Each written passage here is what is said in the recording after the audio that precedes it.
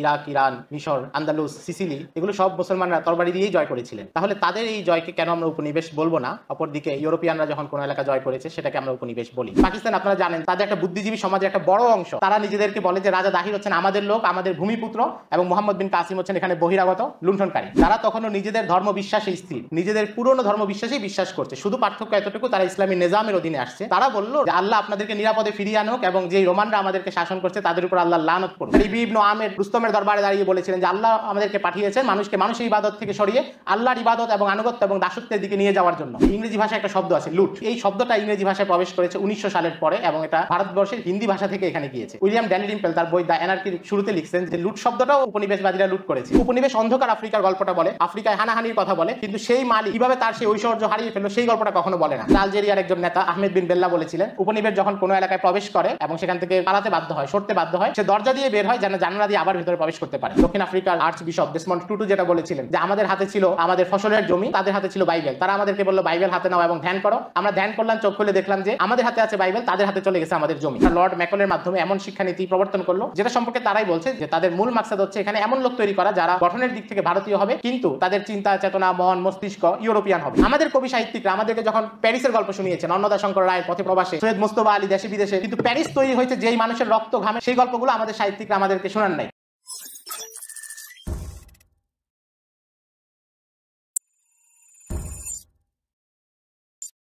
আসসালামু আলাইকুম ওয়া রাহমাতুল্লাহ। ইন্নাল হামদালিল্লাহ নাহমাদুহু ওয়া নুসাল্লি আলা রাসূলিহিল কারীম, আম্মা বাদ। আল্লাহ রাব্বুল আলামিনের শুকরিয়া আদায় করছি আজকের এই সভ্যতার সংঘাত শীর্ষক আলোচনায় উপস্থিত হতে পেরে। আমার যে আলোচনার বিষয় তা হচ্ছে মুসলিম বিশ্বে উপনিবেশের প্রবেশের ইতিহাস এবং প্রভাব। এটা নিয়ে সংক্ষেপে কিছু কথা বলবো।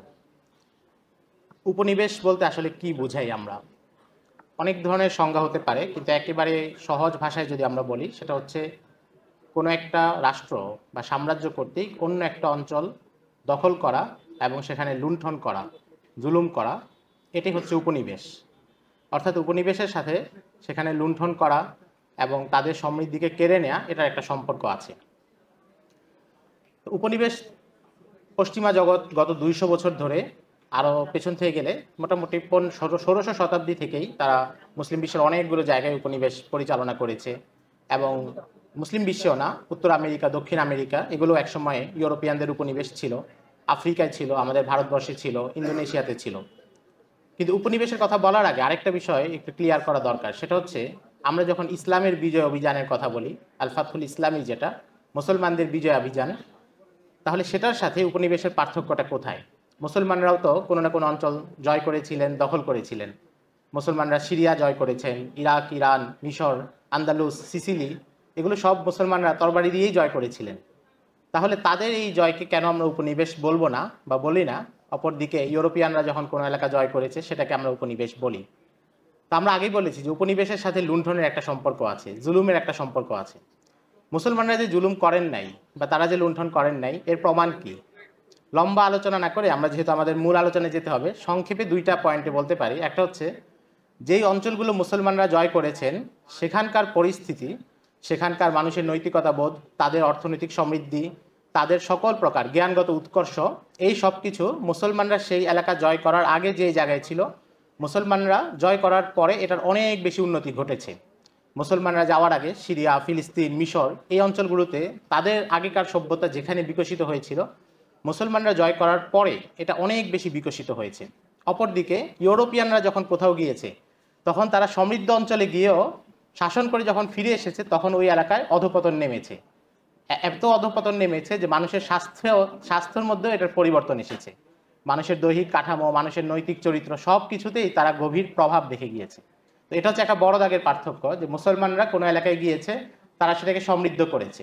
আরেকটা পার্থক্য হচ্ছে, সহজ উদাহরণে যদি আমরা বুঝি, আমরা যদি বলি যে মুসলমানদের ইতিহাসে সবচেয়ে সমৃদ্ধ শহর কোনগুলো বা সবচেয়ে যেগুলোকে মুসলমানরা বিকাশ করেছেন, মুসলমানদের ইতিহাস ঐতিহ্যে অত্যন্ত গুরুত্বপূর্ণ, শিক্ষার দিক থেকে, রাজনৈতিক শক্তির কেন্দ্রের জায়গা থেকে বা সভ্যতার বিকাশের কেন্দ্রের জায়গা থেকে যদি চিন্তা করি, সেই শহরগুলো আমরা দেখি Baghdad, দামেস্ক, Granada, Cordoba, Cairo, Fustat, কায়রাওয়ান, এই শহরগুলো। এবং এগুলো সবগুলি হচ্ছে জাজিরাতুল আরবের বাইরের এলাকা এবং এগুলো সেই এলাকা যেগুলো মুসলমানরা জয় করেছিলেন। অর্থাৎ মুসলমানরা যখন কোনো এলাকা জয় করেছেন সেই এলাকাকে আরও বেশি বিকশিত হতে সাহায্য করেছেন। অপরদিকে আমরা যদি ইউরোপিয়ান উপনিবেশকে দেখি, আমরা দেখি ফরাসিরা আফ্রিকার অনেক দেশে উপনিবেশ প্রতিষ্ঠা করেছিল, কিন্তু সেখানে একটা শহরও তারা প্যারিসের মতো কোনো শহর তৈরি করতে পারে নাই বা করে নাই। ব্রিটিশরা তারা অনেক দেশে উপনিবেশ কায়েম করেছিল, আমাদের ভারতবর্ষেও ছিল, কিন্তু ভারতবর্ষের কোনো শহর তারা লন্ডনের মতো উৎকর্ষ সাধিত করতে পারে নাই এবং পারে নাই বলতে তারা করেনি, তাদের ইচ্ছে এটা ছিল না। অর্থাৎ আমরা এখান থেকে বুঝতে পারি যে মুসলমানরা যখন কোনো ভূখণ্ডে গিয়েছে সেই ভূখণ্ডের উৎকর্ষ এবং বিকাশ ঘটেছে। অপরদিকে উপনিবেশ যখন গিয়েছে সেই এলাকাগুলোতে আগে যেই সভ্যতা যেই জায়গায় ছিল সেখান থেকে অনেক পিছিয়ে দেওয়া হয়েছে, তাদেরকে জ্ঞানের জায়গা থেকে পিছিয়ে দেওয়া হয়েছে, রাজনৈতিকভাবে দুর্বল করা হয়েছে, তাদের নৈতিক চরিত্র এটার বড় ধরনের প্রভাব পড়েছে। এবং মুসলমানরা যে এলাকাগুলো জয় করেছেন সেখানকার মানুষ যে তাদের প্রতি কতটা সন্তুষ্ট ছিলেন, ইতিহাসে তো এর অনেকগুলো প্রমাণ আছে। আমরা ছোট্ট একটা প্রমাণ দিয়ে সামনে আগাবো। আজদি রহিমাহুল্লাহর কিতাব ফুতুহুশ শামে তিনি একটা বর্ণনা এনেছেন, এটা বেশ বিখ্যাত ঘটনা। যখন মুসলমানরা রোমের সম্রাটের বিরুদ্ধে লড়ছিলেন, হিরাকলের সেনাবাহিনীর বিরুদ্ধে, এবং সিরিয়ায় মুসলমানদের অভিযান চলছিল, তখন মুসলমানরা বেশ কয়েকটা সেনাবাহিনী নিয়েই সিরিয়াতে আক্রমণ করেন। আবু বকর রাদিয়াল্লাহু তাআলা আনহুর ইচ্ছা ছিল যে 5টা সেনাবাহিনী 5 জন সাহাবীর নেতৃত্বে 5 দিক থেকে আক্রমণ করবে, যেন হিরাকলের সৈন্যবাহিনী 5 বাহিনীকে মোকাবেলা করার জন্য বিক্ষিপ্ত হয়ে পড়ে এবং তার সৈন্যের মানে সামরিক শক্তির যে কেন্দ্র সেটা যেন দ্বিখণ্ডিত হয়। কিন্তু হিরাকল এই ফাঁদে সে পা দেয়নি এবং সে হচ্ছে আমর ইবনুল আস রাদিয়াল্লাহু তাআলা আনহুকে প্রতিহত করার জন্য একটা বাহিনী পাঠায়, বাকি বাহিনীগুলো সে নিজের কাছে রেখে দেয়। এর ফলে মুসলমানদেরকে একটা সমস্যায় পড়তে হয়, তারা যখনই কোনো শহর জয় করছিল পেছন থেকে হিরাকলের বাহিনী তাদেরকে ঘিরে ফেলছিল। ফলে বারবার এমন হয়েছে মুসলমানরা কোনো শহর জয় করেছেন আবার তাদেরকে বের হয়ে যেতে হয়েছে, কারণ হিরাকলের বাহিনী তাদেরকে ঘিরে ফেলছিল। এই এমন একটা ঘটনা ঘটেছিল হিমস শহরে। হিমস হচ্ছে সিরিয়ার একটা বিখ্যাত শহর। তো সেখানে যখন আবু উবাইদা ইবনে জাররাহ রাদিয়াল্লাহু তাআলা আনহু সেনাবাহিনী ছিল, তারা সেখানে প্রবেশ করেছেন, লোকজন সবাই আত্মসমর্পণ করেছে, অমুসলিমদের কাছ থেকে জিজিয়া নেওয়া হয়েছে। তারপরে যখন তারা সেখানে অবস্থান করছিলেন দেখলেন যে আবার সেনাবাহিনী এসেছে, তাদেরকে শহর ছেড়ে দিতে হবে।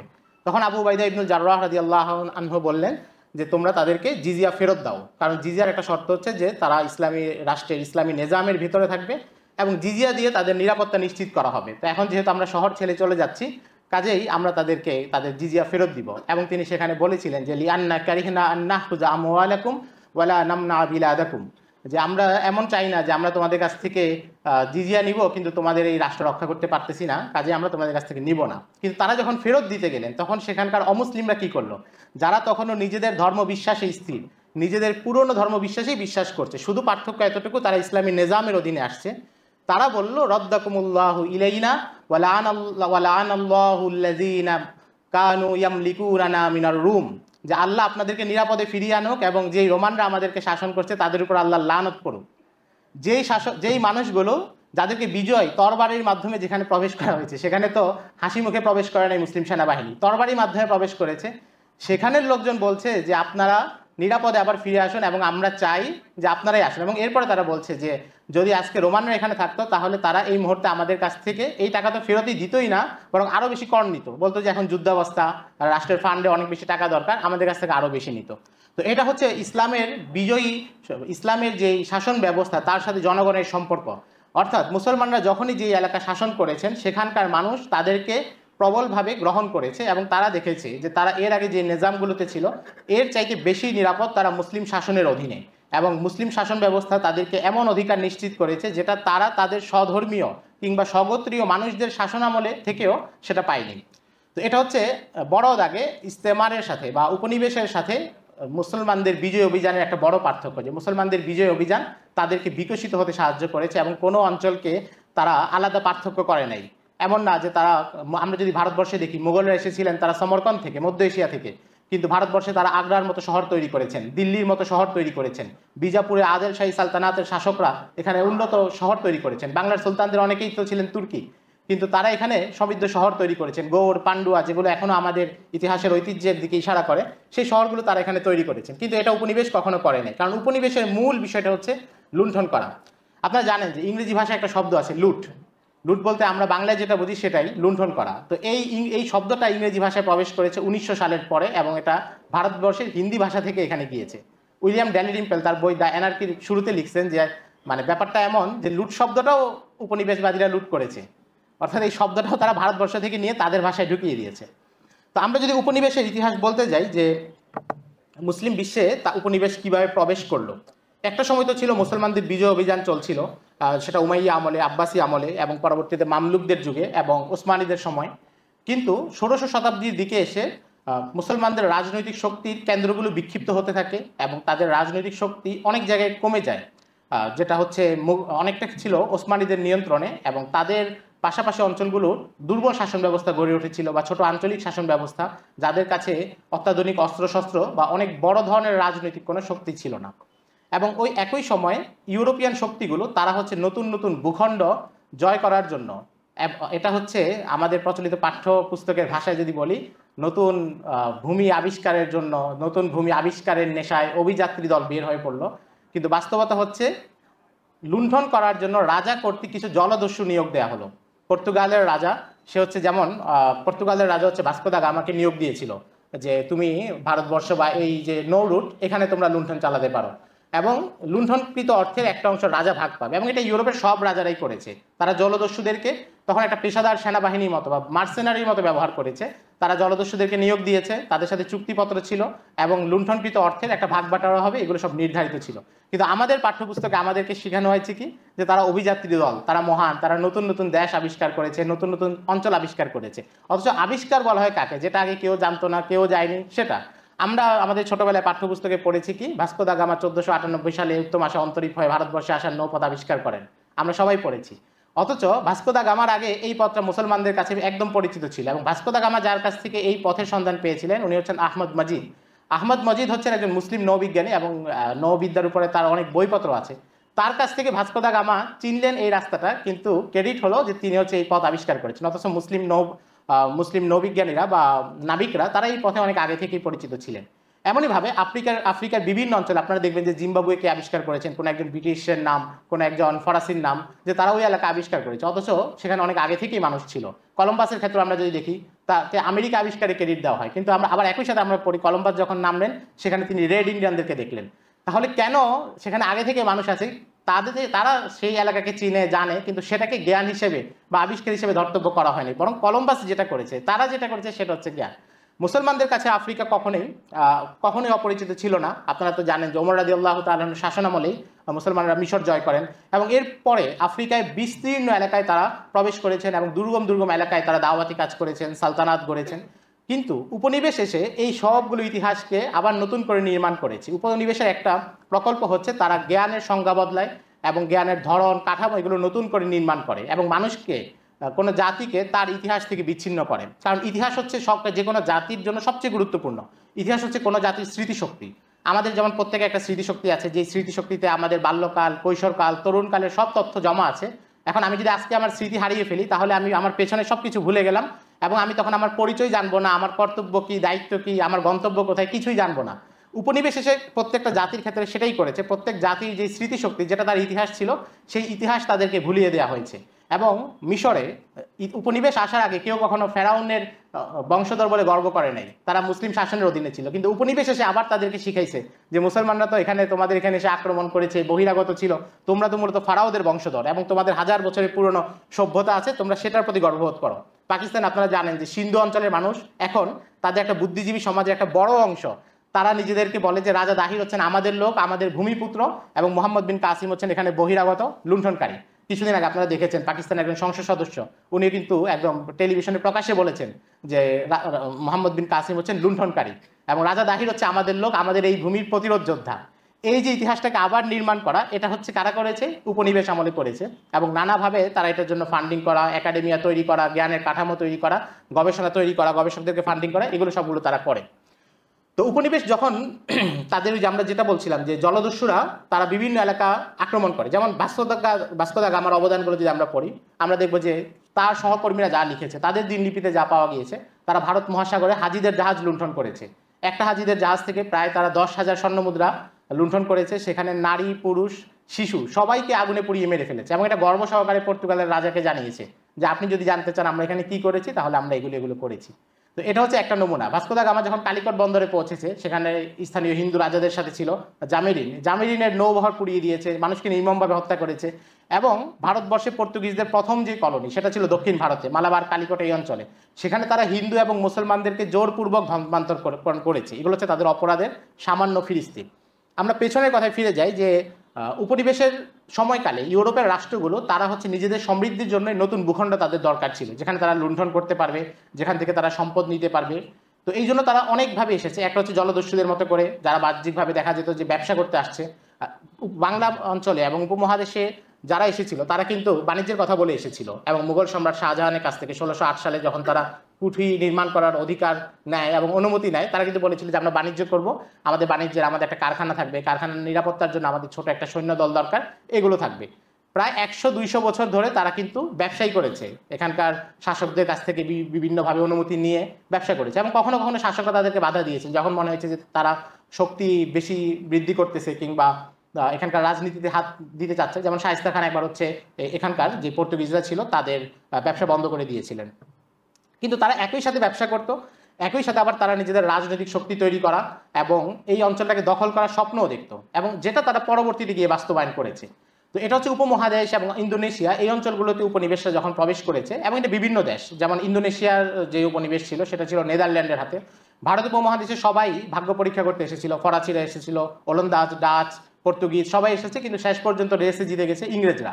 এবং আপনারা জানেন যে ইংরেজদের সাথে কিন্তু ফরাসিদের অনেকদিন দ্বন্দ্ব চলেছে, এবং টিপু সুলতান যখন মারা যান 1799 সালে, তখন কিন্তু টিপু সুলতানকে ফরাসিরা সাহায্য করেছিল, কারণ হচ্ছে তাদের এখানে একটা ক্ষমতার দ্বন্দ্ব ছিল। কিন্তু এটা ইংরেজদের হাতে পরবর্তীতে চলে যায়, এবং পর্তুগিজদের কলোনি এগুলো সব তাদেরকে বন্ধ করে এখান থেকে পাতাতাড়ি গোটাতে হয়। কিন্তু আবার আফ্রিকার দেশগুলো সবাই ভাগ করে নেয়। সেখানে জার্মানির উপনিবেশ ছিল, বেলজিয়ামের উপনিবেশ ছিল, নেদারল্যান্ডের ছিল, ফরাসি, ইতালি সবার ছিল, এবং পুরো আফ্রিকা মহাদেশ একটা সমৃদ্ধ মহাদেশ, এটাকে তারা নিজেদের মধ্যে ভাগ করে নিয়েছে। এবং ভাগ করে নিয়েছে, সেখানে তারা কি কি অপরাধ করেছে, শুধু আফ্রিকা নয়, সব জায়গায় উপনিবেশ যেখানেই গিয়েছে তারা প্রথম অপরাধ করেছে মানবতার বিরুদ্ধে, সবচেয়ে বড় সেটা হচ্ছে দাস ব্যবসা করেছে তারা। সেখানকার মানুষকে, স্বাধীন মানুষকে, একটা জনপদের মানুষকে দাস বানিয়েছে। যে কোনো এলাকায় তারা গিয়েছে, ঢালাওভাবে সব মানুষকে গ্রেফতার করে ফেলেছে, বন্দি করে নিয়ে এসেছে। কেন? কারণ তারা নতুন যে এলাকাগুলো আবিষ্কার করতেছে সেখানে অনেক খালি জায়গা আছে, সেখানে তারা চিনি চাষ করবে, সেখানে তারা কার্পাস চাষ করবে, সেখানে শ্রমিক দরকার। তো একজন মানুষ তো ইচ্ছাকৃতভাবে, যেই লোক আফ্রিকার মানুষ দক্ষিণ আফ্রিকায় তার নিজের জনপদে সে বড় হচ্ছে, নিজের গ্রামের পাহাড় দেখে যে বড় হচ্ছে, সে তো মানে অনেক সাগর পাড়ি দিয়ে আমেরিকায় যেতে রাজি হবে না এই পরিশ্রমের জন্য।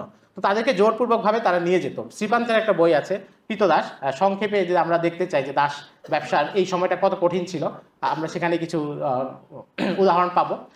তো এই সময় তারা যে পরিমাণ দাসদেরকে নিয়ে গিয়েছে এবং হত্যা করেছে বলতে জাহাজে অনেকে মারা যেত ক্ষুধার কারণে, বিভিন্ন রোগের কারণে, তখন ম্যালেরিয়ার প্রকোপ ছিল, অনেক দুর্ভিক্ষ হতো।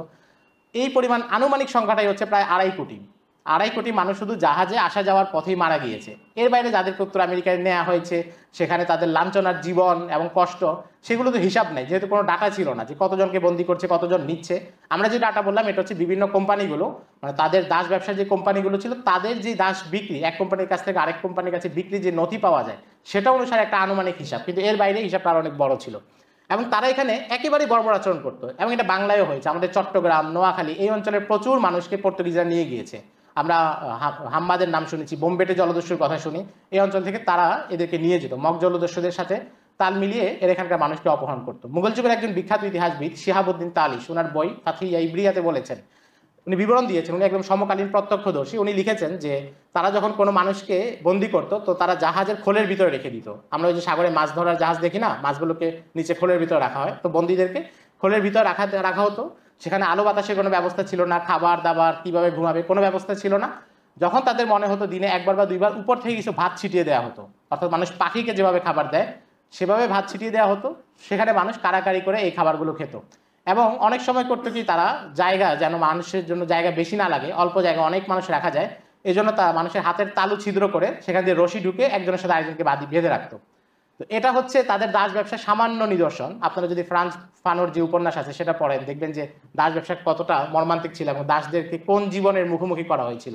এটা লম্বা আলোচনা, কিন্তু এটা হচ্ছে একটা তাদের মৌলিক অপরাধ যে তারা দাস ব্যবসা করেছে। এরপরে হচ্ছে তারা লুণ্ঠন করেছে, প্রত্যেকটা দেশের সম্পদগুলোকে এই পরিমাণ লুণ্ঠন করেছে। ভারতবর্ষে যেটা আমরা মুঘল সম্রাট আলমগীরের সময় দেখি যে এখানকার জিডিপি কেমন ছিল এবং ব্রিটিশরা আসার পরে কেমন হয়েছে। ব্রিটিশরা আসার পরে আপনি দেখবেন যে 1776-এর পর থেকে প্রায় দুর্ভিক্ষ হচ্ছে, আগ্রায় দুর্ভিক্ষ হচ্ছে, দক্ষিণ ভারতে দুর্ভিক্ষ হচ্ছে, কারণ এখানকার যে সম্পদ সেগুলো তারা নিয়ে যাচ্ছে। আমি উইলিয়াম ড্যালিনিপেলের দ্য অ্যানার্কির কথা বলেছি, এখানে মোটামুটি একটা ভালো আলোচনা আছে। এবং শাইখুল ইসলাম হোসাইন আহমদ মাদানী রাহিমাহুল্লাহর যে বই আত্মজীবনী নকশে হায়াত, নকশে হায়াতের দ্বিতীয় খণ্ডে উনি বিস্তারিত আলোচনা করেছেন এবং ইংরেজদের নথি থেকে দেখিয়েছেন যে কিভাবে তারা আমাদের সম্পদগুলোকে এবং আমাদের অনেক কিছুকে লুণ্ঠন করেছে।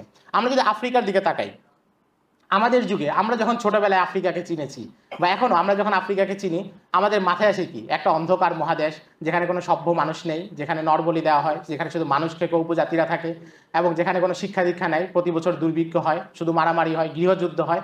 আমরা চিনেছি আফ্রিকাকে এভাবে। কারণ কি? কারণ আমরা আফ্রিকাকে প্রাথমিকভাবে যে জায়গাগুলো থেকে চিনেছি, আমাদেরকে চিনানো হয়েছে এডগার রাইস ভারতের টারজান সিরিজের মাধ্যমে, আমাদেরকে আফ্রিকা চিনানো হয়েছে হেনরি রাইডার হ্যাগার্ডের উপন্যাসের মাধ্যমে।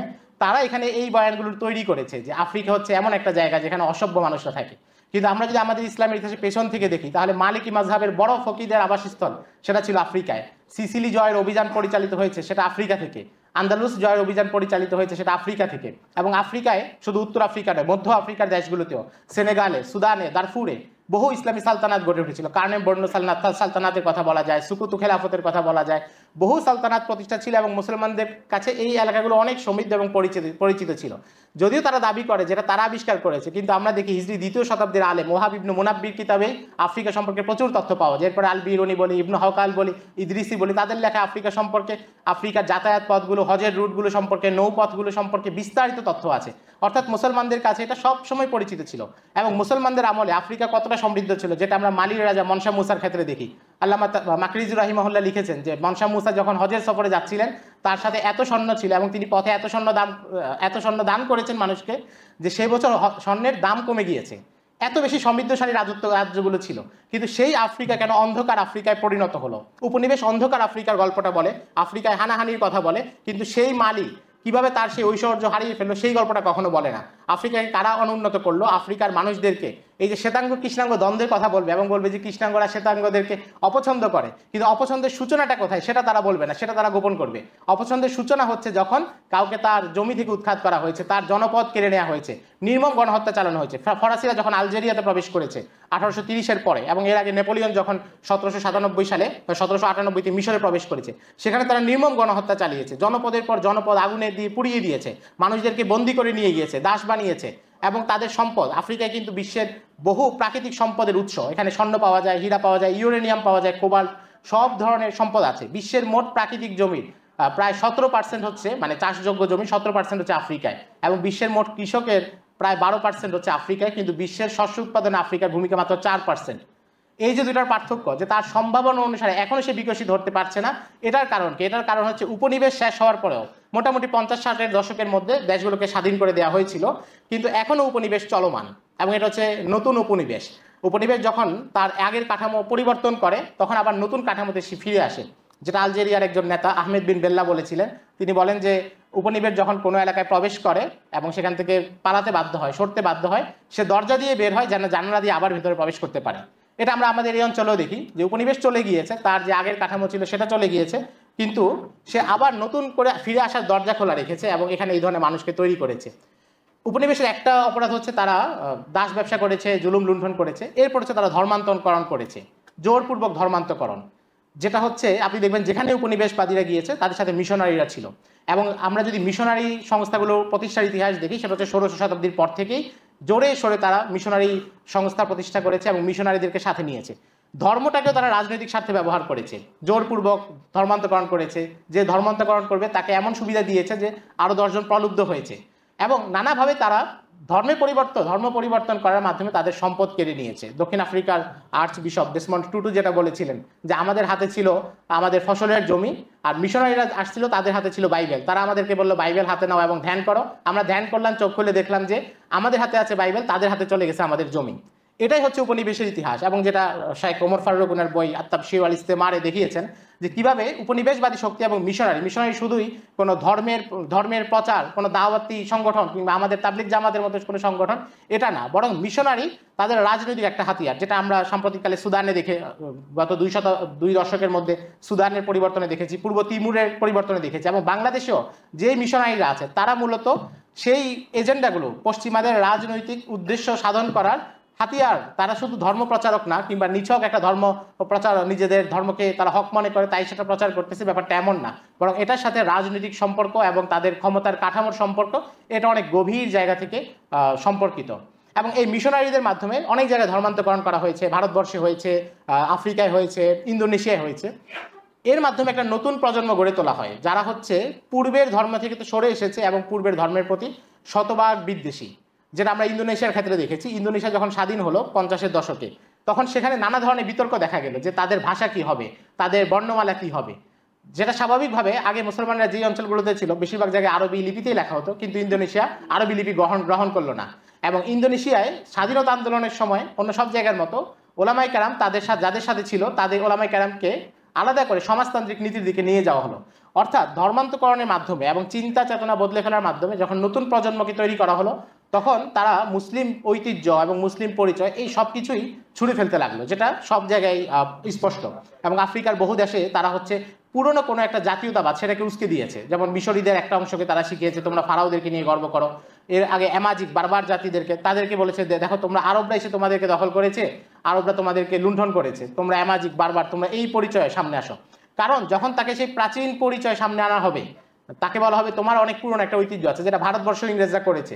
আমরা যেটা দেখি যে হিন্দু ধর্মের এই ধরনের কোনো কাঠামো তো ইংরেজ আমলের আগে ছিলই না, কিন্তু তারাই সেই বয়ানগুলো প্রতিষ্ঠা করে হিন্দুদেরকে বলেছে যে না, তোমাদের একটা অখণ্ড ভারত ছিল, তোমরা একসাথে এক বিরাট সাম্রাজ্য সালতানাত এগুলো তোমাদের ছিল, মুসলমানরা এসে তোমাদেরকে এখান থেকে সরিয়ে নিয়ে গিয়েছে, তোমাদেরকে কোনো অবদান নাই তাদের, তোমাদেরকে লুণ্ঠন করেছে।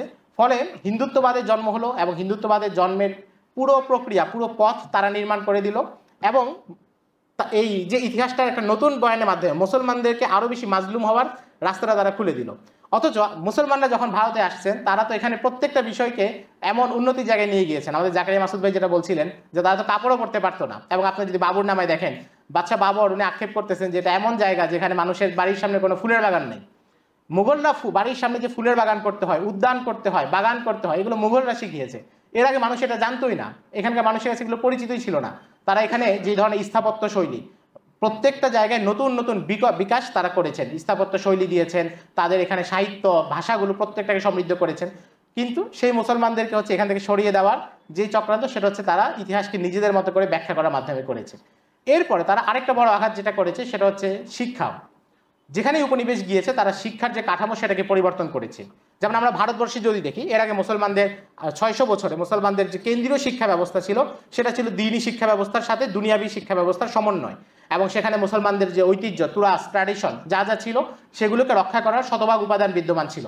কিন্তু ইংরেজরা যখন আসলো, যখন তাদের শক্তি জমালো, এরপরে তারা লর্ড ম্যাকলের মাধ্যমে এমন শিক্ষানীতি প্রবর্তন করলো যেটা সম্পর্কে তারাই বলছে যে তাদের মূল মাকসাদ হচ্ছে এখানে এমন লোক তৈরি করা যারা শরীরের গঠনের দিক থেকে ভারতীয় হবে, কিন্তু তাদের চিন্তা চেতনা, মন, মস্তিষ্ক ইউরোপিয়ান হবে।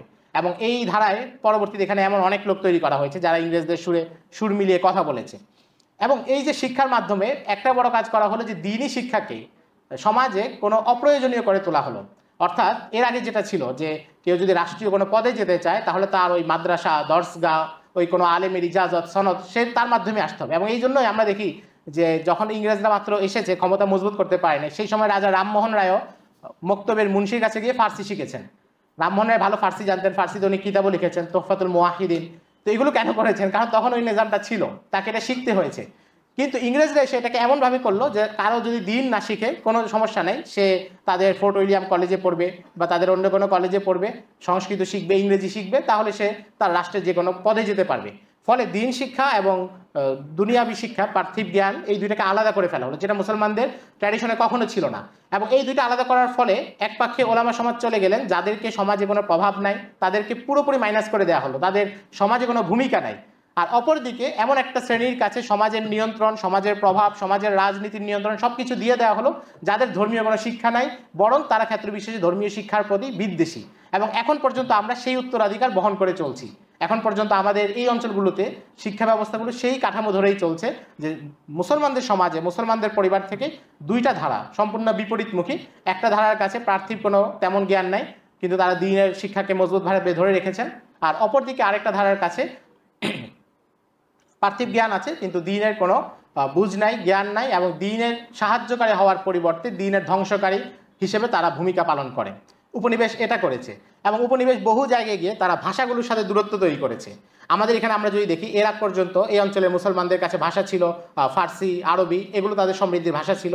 কিন্তু এগুলোকে তারা সরিয়ে দিয়ে তাদের মতো করে এলিট ভাষা মানে অর্থাৎ আশরাফদের জন্য যে ভাষা সেটা তারা ইংরেজি করে দিয়েছে, যে তাদের ভাষায় আপনার জ্ঞান চর্চা করতে হবে, তাহলে সেটা জ্ঞান হিসেবে পরিচালিত হবে। এবং আস্তে আস্তে এই ভাষাগুলোর যে বিকাশ এখানে ছিল সেটা কমে গিয়েছে। এর আগ পর্যন্ত এখানকার মুসলিম সমাজে এই ভাষাগুলোর যে চর্চা ছিল, ডক্টর ইকবাল আজিম উনি 40-এর দশকে একটা বই লিখেছিলেন মাশরিকি বাঙ্গাল মে উর্দু। তো সেখানে আমরা দেখি যে উর্দু ভাষা কি পরিমাণ চর্চা হতো আমাদের এই অঞ্চলে, আমাদের ঢাকা শহরে। ঢাকার লোকজন তারা যা লিখতেন, আমাদের ঢাকা হেকিম হাবিবুর রহমান ছিলেন বিখ্যাত লেখক, আমাদের নওয়াব আব্দুল লতিফ যিনি মোহামেডান সোসাইটি করেছিলেন, যিনি মুসলমানদের শিক্ষার জন্য কাজ করেছেন, তিনিও তাদের পরিবারেও কিন্তু তারা উর্দু চর্চা করতেন। এবং ওনার ভাই, ওনার ছোট ভাই হচ্ছেন আব্দুল গফুর নাসাক। আব্দুল গফুর নাসাকের আত্মজীবনী আছে উর্দুতে। আব্দুল গফুর নাসাকের আত্মজীবনী পড়তে গেলে আপনি অবাক হয়ে যাবেন। উনি 1870 সালের দিকের মানুষ।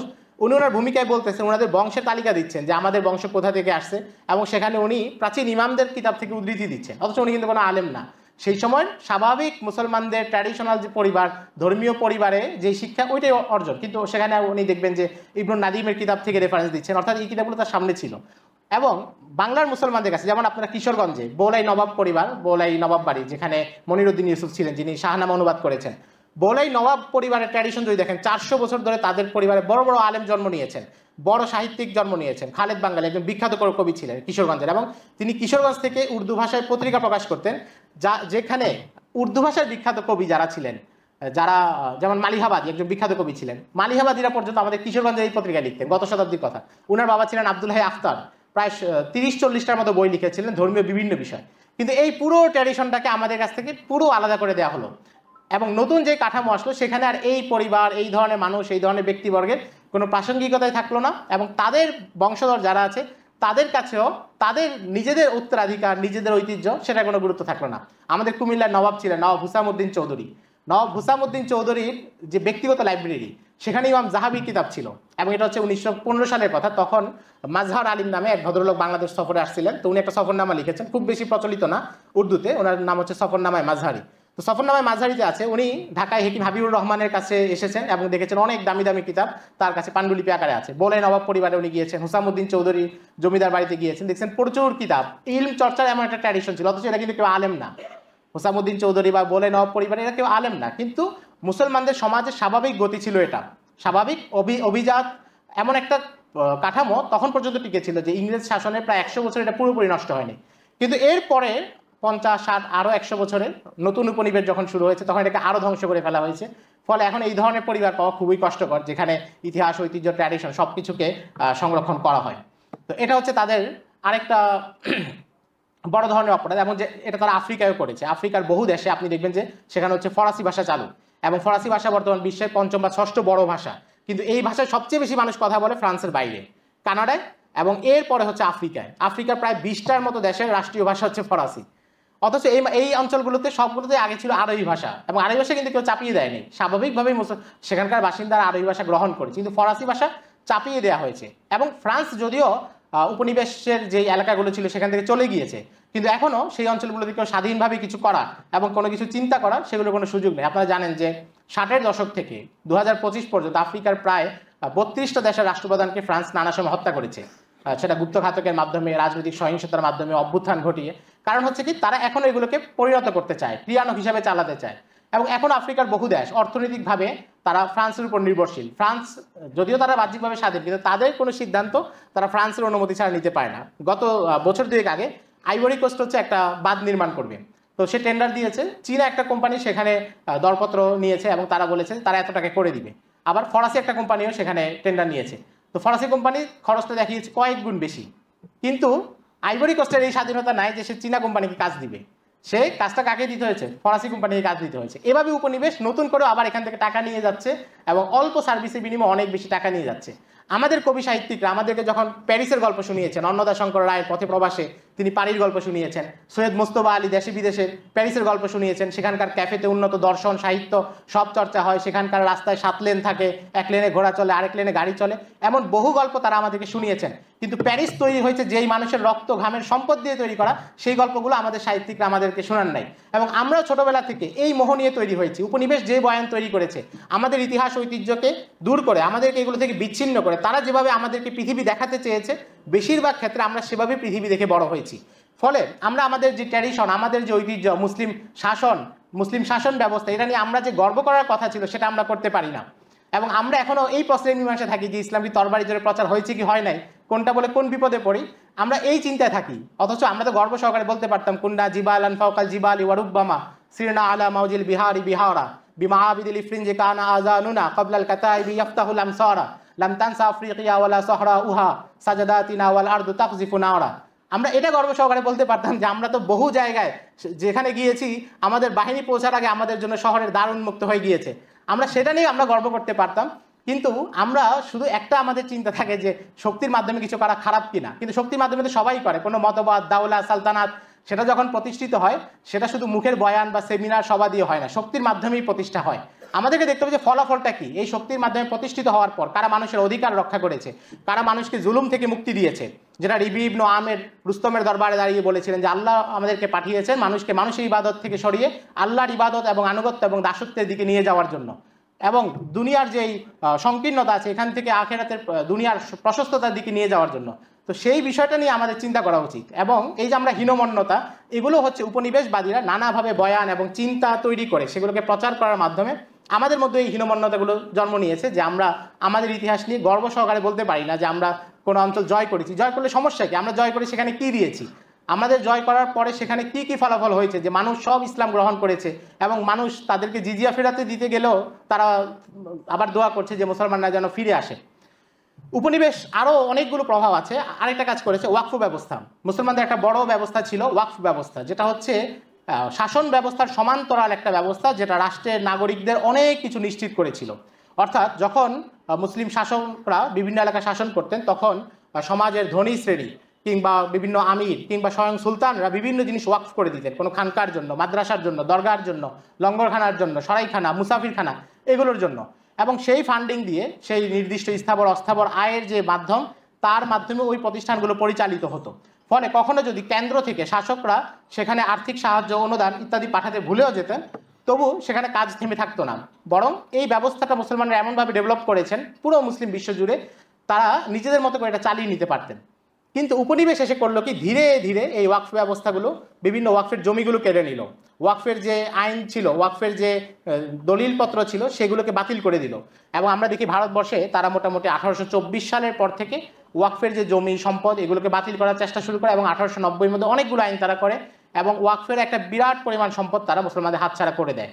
অর্থাৎ একই দিকে মুসলমানদেরকে রাজনৈতিকভাবে অবদমনিত করা হয়েছে, এবং শুরুর দিকে তো তারা হিন্দুদেরকে কাছে টেনেছে, মুসলমানদেরকে রাষ্ট্রের কোনো বিকাশে সাহায্য করবে, রাষ্ট্রের উন্নতিতে সাহায্য করবে, এই সুযোগটা তারা রাখে নাই।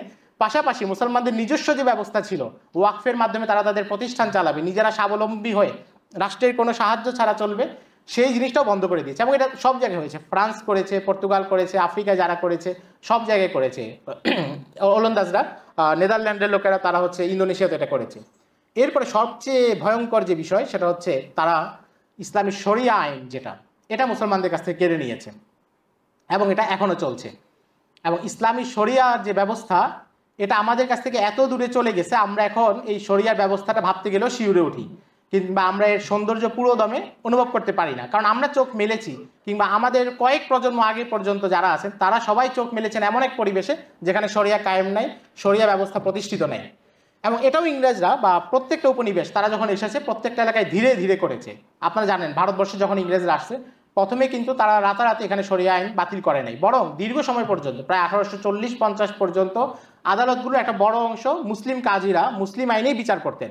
শাসন ইংরেজদের, ইস্ট ইন্ডিয়া কোম্পানি শাসন প্রতিষ্ঠিত, কিন্তু আদালতে যিনি বিচারক তিনি হয়তো ওলামায়ে খায়রাবাদের কোনো আলেম কিংবা মাদ্রাসা ফিরিঙ্গি মহলের কোনো আলেম, তারা এখানে বিচার কার্যগুলো পরিচালনা করতেন। কিন্তু ধীরে ধীরে তারা করলো কি, এটাকে বাদ দেওয়া শুরু করলো, এবং এর মাধ্যমে তারা নতুন আইন তৈরি করলো যেটাকে তারা অ্যাংলো মোহামেডান ল বলতো। এবং ওয়ারেন হেস্টিংস প্রথম হচ্ছে অনুবাদ শুরু করেন, যে মুসলমান আলেমরা তাদের ফিকের কিতাবাদিতে যে আইনগুলো সংকলন করেছে সেগুলোকে অনুবাদ করা শুরু করলো, যে এটার মাধ্যমে আমরা হচ্ছে তাদেরকে তাদের আইন আমরা জানবো এবং আমাদের বিচারক ইংরেজ বিচারকরা এখানে বিচার ফয়সালা করবে, এই জন্য মুসলিম আলেম জরুরি হবে না। এবং এরপরে তারা যখন এশিয়াটিক সোসাইটি প্রতিষ্ঠা করলো উইলিয়াম জোনসের মাধ্যমে, তখন এখানে আরও বেশি অনুবাদ শুরু হলো, এবং একটা পর্যায়ে দেখা গেল যে অ্যাংলো মোহামেডান ল এর উপরে ব্রিটিশরাই পারদর্শী এবং তারাই বিচার করতেছে, এখানে আর আলেমদের দরকার নেই। এবং এরপরে এটা পুরো ব্যবস্থা তারা তাদের নিজেদের দখলে নিয়ে গেল, এবং নেয়ার পরে তারা হচ্ছে পুরো ব্যবস্থাটাকে আবার নতুন করে ঢেলে সাজালো। তো যেহেতু তখন এই পরিবর্তনগুলো এভাবে চলছিল এবং সবার পক্ষে পুরো নজরদারি করা সম্ভব হয়নি, এবং মুসলমানরা যেহেতু ধীরে ধীরে পরাজিত অবস্থায় অভ্যস্ত হয়ে গিয়েছেন, কয়েক প্রজন্ম যখন যায় তখন তারা দেখে তাদের শাসক ইংরেজ, তাদের এই আদালতেই বিচার নিতে হচ্ছে এবং কাঠামোটা এমন। ফলে 1780-র আগে যিনি ইসলামী শরিয়া আদালতের শরণাপন্ন হতেন, মুঘলদের প্রতাপের কিছুটা হলেও ঝলক দেখেছেন, আর 1840-এর পরে যিনি, দুইজনের প্রভাব এবং ফলাফল এবং তাদের ব্যক্তিগত অবস্থা দুইটা কিন্তু এক না, দুইটার মধ্যে পার্থক্য অবশ্যই হয়ে গিয়েছে। এবং এই জন্য তারা হচ্ছে নতুন করে শরিয়া আইনের বিকল্প হিসেবে নিজেদের আইনগুলো ধীরে ধীরে প্রতিস্থাপন করেছে, যেটা তারা ইন্দোনেশিয়াতে করেছে, আফ্রিকায় করেছে এবং বিভিন্ন জায়গায় সরাসরি নিজেরা করেছে, অথবা তাদের তাবেদার শাসক যারা তাদের চিন্তার, তাদের মাধ্যমে তারা এই কাজগুলো করেছে। এবং নানাভাবে চাপ প্রয়োগ করে তারা, যেখানে তারা নিজেরা প্রবেশ করতে পারে নাই, যেমন ওসমানী সালতানাতে, কিন্তু আমরা দেখি যে ওসমানী সালতানাতেও 1870-এর পরে অনেকগুলো আইন পরিবর্তন করা হয়, এবং এগুলো করা হয় বিভিন্ন ঋণের শর্ত দিয়ে এবং অন্যান্যভাবে রাজনৈতিক প্রভাবে। অথচ ইস্তাম্বুলের উপর কিন্তু ব্রিটিশদের, ইউরোপিয়ানদের কোনো নিয়ন্ত্রণ ছিল না রাজনৈতিক বা সামরিকভাবে সরাসরি, কিন্তু তারা আইনগুলো পরিবর্তন করার ক্ষেত্রে তারা ভূমিকা রাখছিল। তো এটা হচ্ছে তারা মুসলমানদের যে পুরো নিজাম এবং পুরো যে শাসন ব্যবস্থা, এটাকে তারা পরিবর্তন করে দেয়। মুসলমানরা যেই নিজাম এবং কাঠামোর ভেতরে থেকে পরিচালিত হতেন, এটাকে তারা পুরোপুরি ভেঙে দেয় এবং মুসলমানরা অভ্যস্ত হয়ে পড়ে এমন একটা শাসন ব্যবস্থা, এমন একটা কাঠামোর ভেতরে, যেটা নির্দিষ্ট কিছু মানুষের অধিকার রক্ষা করে, বাকি মানুষদের মাজলুম হওয়ার পথ সুগম করে।